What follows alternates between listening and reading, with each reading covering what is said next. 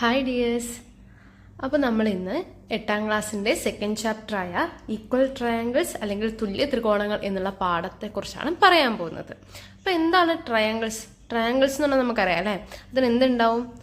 അതിനൊരു 3 സൈഡുള്ള ഒരു ക്ലോസ്ഡ് സർഫസിനെയാണ് നമ്മൾ എന്ത് പറയുന്നത്?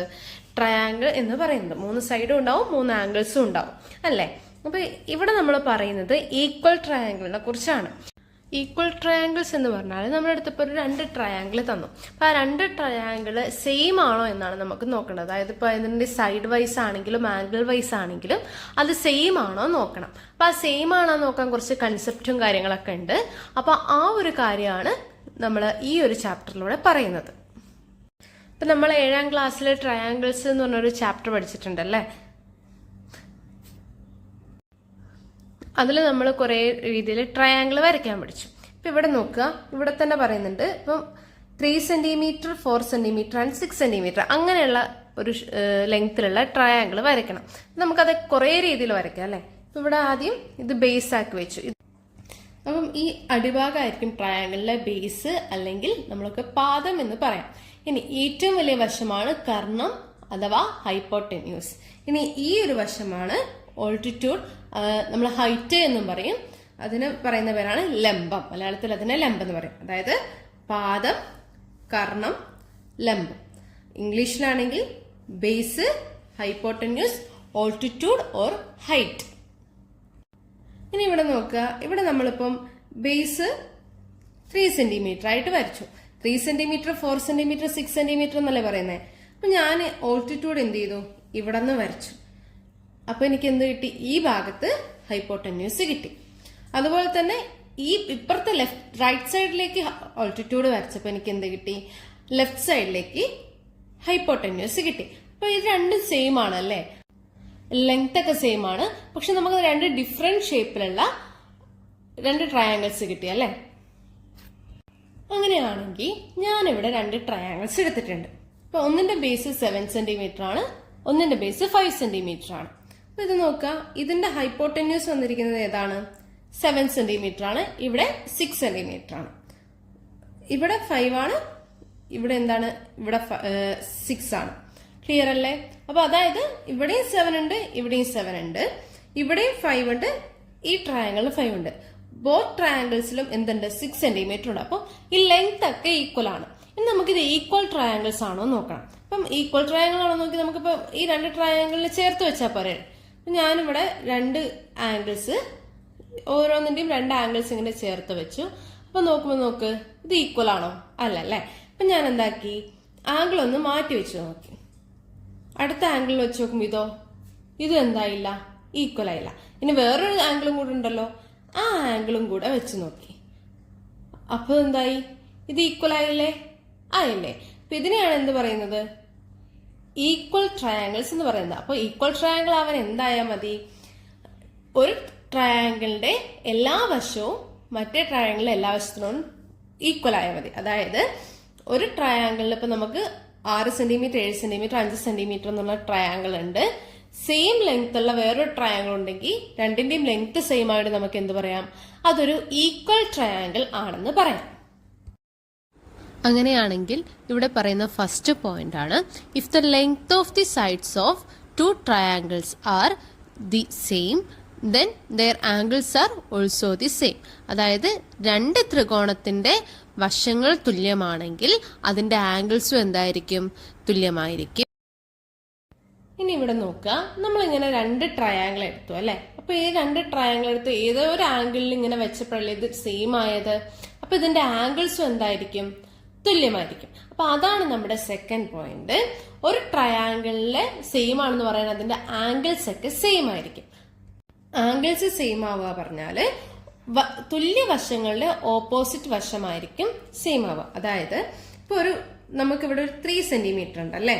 ഈ 3 സെന്റിമീറ്ററിന്റെ ഓപ്പോസിറ്റ് ആംഗിൾ ഏതാണ്? ആംഗിൾ സി അല്ലേ. ഇനി അപ്പൊ ഇവിടെ നോക്കി, ഇവിടെ ഒരു 3 സെന്റിമീറ്റർ അല്ലേ.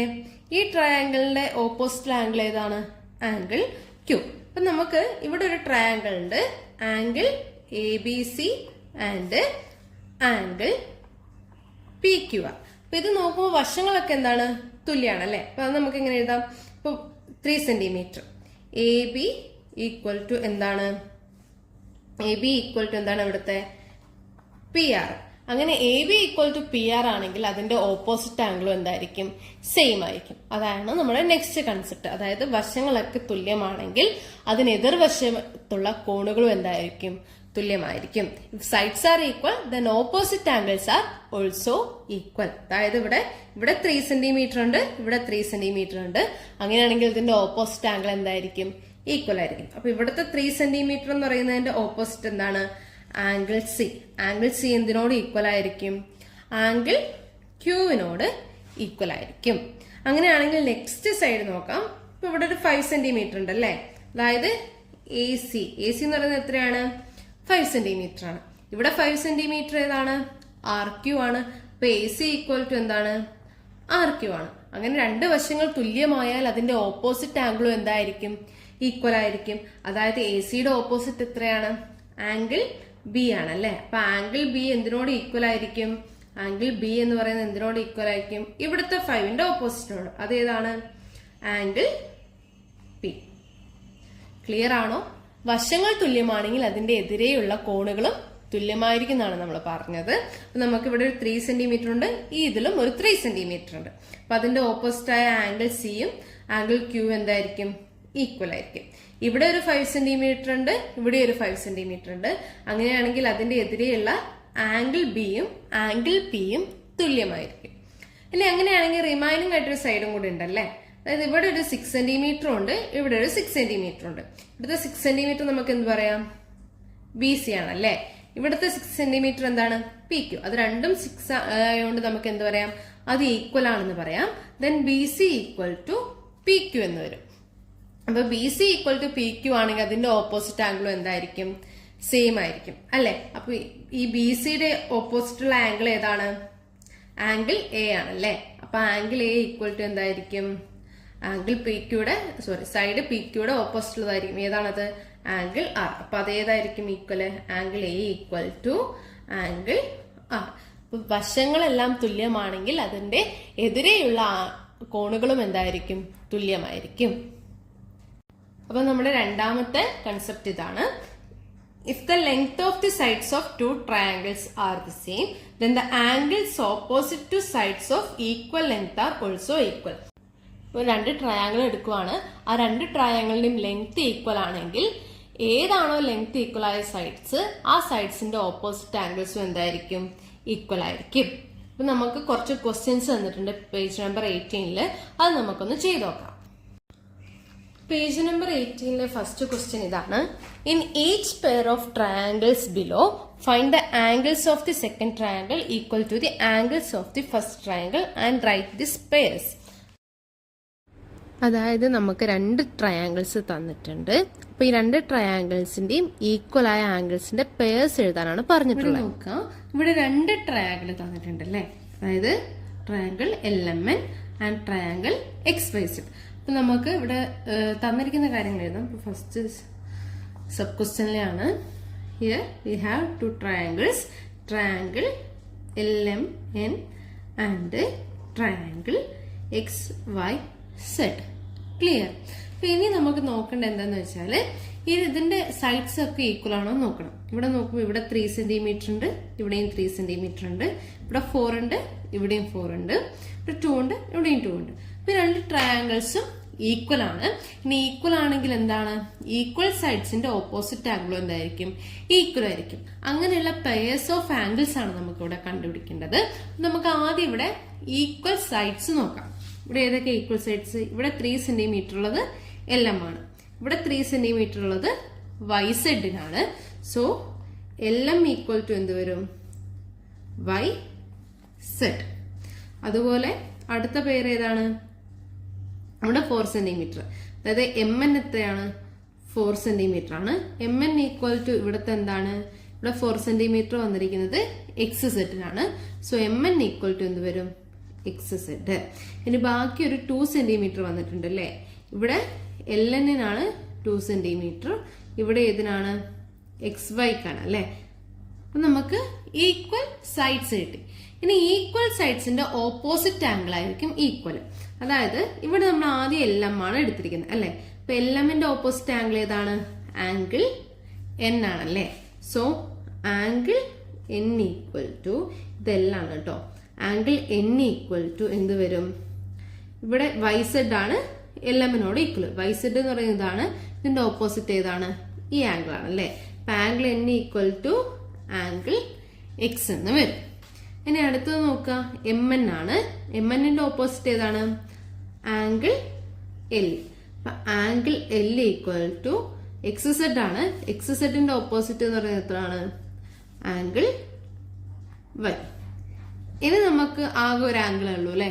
അത് നമുക്ക് ഡയറക്റ്റ് ആയിട്ട് എഴുതാം. അല്ലാണ്ട് നമ്മളിപ്പോ പഠിക്കുന്ന പോലെ LNന്റെ ഓപ്പോസിറ്റ് ഏതാണ്? ആംഗിൾ M ആണ്. അങ്ങനെ എഴുതാം. ഇനി റിമൈനിങ് ആയിട്ടുള്ള ആംഗിൾ വെച്ചിട്ട് എഴുതാം. Angle M equal to angle Z. Second sub ക്വസ്റ്റ്യനിൽ തന്ന ട്രയാംഗിൾ ഇതാണ്. ഇവിടെ triangle ABC and triangle PQR. Clear അല്ലേ? Triangle ABC and triangle PQR. ഇനി ഇവിടെ നോക്കുക. അപ്പൊ നമ്മൾ ആദ്യം എഴുതി വെക്കുക triangle ABC and triangle PQR. Consider triangle ABC and triangle PQR. ഇതിൽ ഏതൊക്കെ സൈഡാണ് ഈക്വൽ? ഇത് ഇവിടെ 3.6 ഉണ്ട്, ഇവിടെയും 3.6 ഉണ്ട്. ഇവിടെ 2.4 ഉണ്ട്, ഇവിടെയും 2.4 ഉണ്ട്. ആൻഡ് ഇവിടെ 3 ഉണ്ട്, ഇവിടെയും 3 ഉണ്ട്. നമ്മൾ ആദ്യം ഈക്വൽ ആയിട്ടുള്ള സൈഡ് എഴുതി വെക്കണം അല്ലെ. ഈക്വൽ ആയിട്ടുള്ള സൈഡാണ് ഇതാണ്. ഇപ്പൊ നമ്മൾ 3.6 എടുക്കുകയാണെങ്കിൽ ട്രയാംഗിൾ ABCയിൽ എവിടെയാ 3.6 വരുന്നത്? ABയിലാണ് അല്ലെ. AB ഈക്വൽ ടു ഇവിടെ 3.6 വരുന്നത് ഏതിനാണ്? PR ആണ്. AB equal to PR. ഇനി നെക്സ്റ്റ് സൈഡ് എടുക്കുക. ഇപ്പൊ 3 സെന്റിമീറ്റർ എടുക്കുകയാണെങ്കിൽ BC ഈക്വൽ ടു ഇവിടെ എത്രയാണ്? PQയിലാണ് അല്ലെ. 3 സെന്റിമീറ്റർ വരുന്ന BC equal to PQ. Then 2.4 അതായത് ഇവിടെ ഏതാണ് വരുന്നത്? AC ആണ്. AC ഈക്വൽ ടു എന്ത് വരും? QR വരും അല്ലെ. QR. അതായത് നമുക്കിവിടെ എല്ലാ സൈഡും ഈക്വൽ ആണ് കിട്ടി. ഇനി നമുക്ക് എന്താ കണ്ടുപിടിക്കണം? ആംഗിൾസിന്റെ പെയർസ് കണ്ടുപിടിക്കണം അല്ലെ. Then we know that sides are equal, then opposite angles are also equal. എവിടത്തെയാണ് ഈക്വൽ ആവുന്നത്? ഈക്വൽ സൈഡ്സിന്റെ ഓപ്പോസിറ്റ് ആംഗിൾ എന്തായിരിക്കും? ഈക്വൽ ആയിരിക്കും. Then here AB equal to PR. Then what is the opposite angle of AB? Opposite angle of AB is angle C. Then angle C equal to what is the opposite of PR? Angle Q. Angle C equal to angle Q. Then next BC. Here is the BC. Opposite of BC equal to angle A. Angle A equal to PQ. PQ. Here is the PQ. Then opposite of PQ is angle R. Angle A equal to angle R.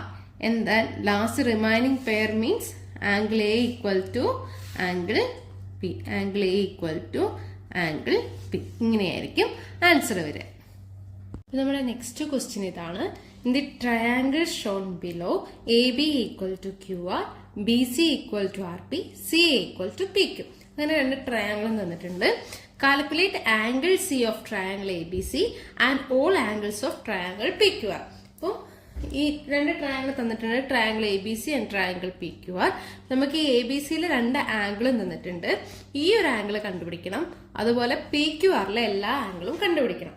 നമ്മളിപ്പോ പഠിച്ചൊരു concept എന്ന് പറഞ്ഞാല് sides equal ആണെങ്കിൽ അതിന്റെ opposite ആംഗിളും equal ആയിരിക്കും. അതല്ലേ? ഇവിടെ ആംഗിൾ A എത്രയാണ്? ആംഗിൾ A എന്ന് പറയുന്നത് 40 ഡിഗ്രി ആണ്. ആംഗിൾ B എത്രയാണ്? 60 ഡിഗ്രി ആണ്. പ്ലസ് ആംഗിൾ C എന്ന് പറയുന്നത് എത്രയായിരിക്കും? 180 ഡിഗ്രി ആയിരിക്കും. അപ്പൊ 40 പ്ലസ് 60 എത്രയാണ്? 100 ആണല്ലേ. 100 degree plus angle C equal to 180 degree. Then C equal to 180 minus 100 which is equal to 80 degree.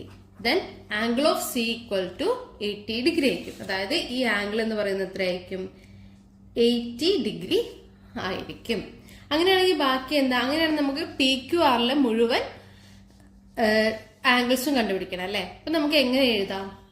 Already V know that in triangle ABC and triangle PQR sides are equal. That is AB equal to QR, BC equal to RP, CA equal to PQ. Then opposite angle of these sides are equal.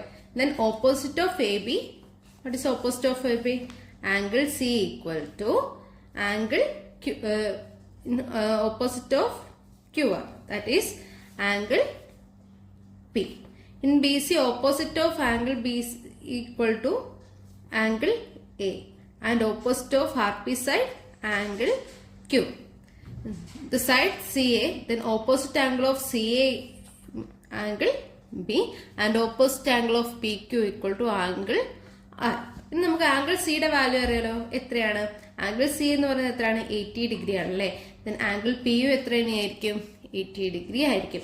Angle A എത്രയാണ്? 40 degree ആണ്. Then angle Q എത്ര തന്നെയായിരിക്കും? 40 degree ആയിരിക്കും.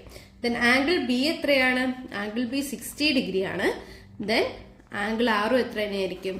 60 degree ആയിരിക്കും. ഈ concept മാത്രം ഓർക്കുക. Sides ഒക്കെ ഈക്വൽ ആണെങ്കിൽ എന്തായിരിക്കും? ആ ഈക്വൽ ആയ സൈഡ്സിന്റെ ഓപ്പോസിറ്റ് ആംഗിളും ഈക്വൽ ആയിരിക്കും.